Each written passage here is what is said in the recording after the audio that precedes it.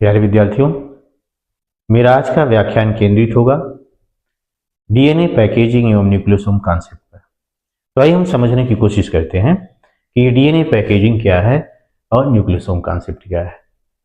जैसा कि आपको पता है कि कोशिका डीएनए की तुलना में बहुत सूक्ष्म होती है। डीएनए भी सूक्ष्म होता है, लेकिन अगर डीएनए की लंबाई देखा जाए तो डीएनए मानव कोशिका की अगर हम बात करें तो मानव की कोशिका का व्यास जहां माइक्रोन में होता है, वहीं डीएनए लगभग 2 मीटर लंबा होता है।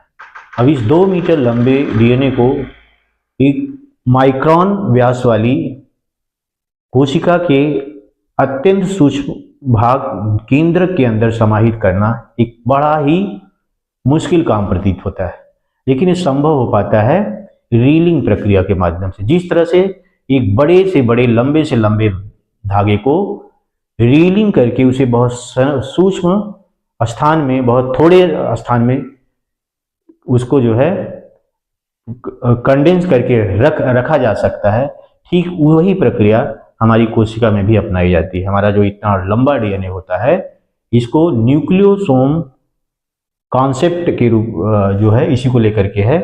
इसको हमारी जो हिस्टोन प्रोटीन होती हैं, जो कि 5 प्रकार की होती हैं, वो हैं H1, H2A, H2B, H3 and H4। ये 5 प्रकार की हिस्टोन प्रोटीन होती हैं। इनमें से 4 प्रकार की histone protein H2A, H2B, H3 और H4 में से प्रत्येक के 2-2 अणु मिल करके एक ऑक्टामर बनाते हैं।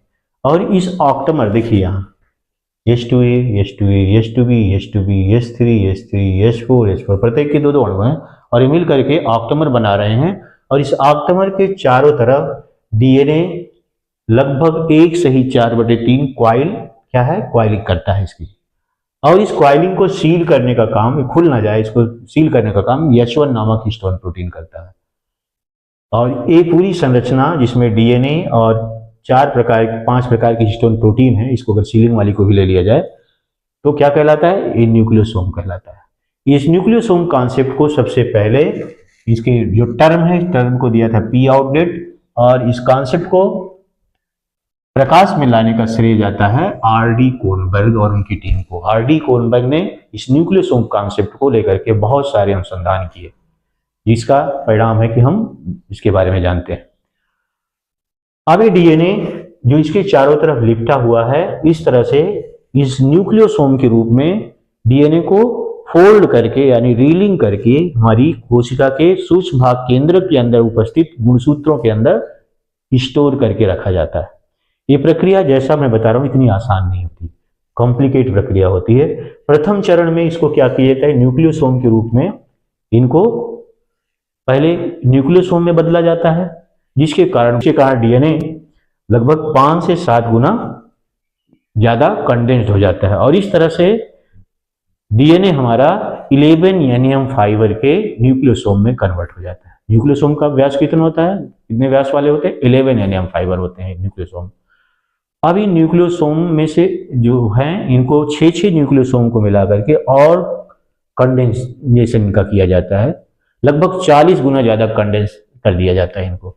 और इस तरह से अब एक इसमें कन्वर्ट हो जाते हैं, सॉलिनाइड फाइबर्स में कन्वर्ट हो जाते हैं, जिनका व्यास 30 नैनोमीटर होता है, एनएम फाइबर होते हैं।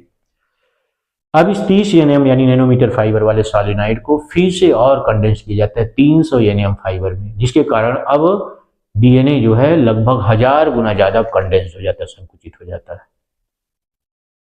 और अब इस 30 एनएम फाइबर को हम फिर 700 एनएम फाइबर के रूप में और कंडेंस किया जाता है। और 700 एनएम फाइबर जो था, इसको और कंडेंस करते हुए 1400 एनएम फाइबर में कन्वर्ट कर दिया जाता है और एक गुणसूत्र के अंदर अब समाहित हो जाता है।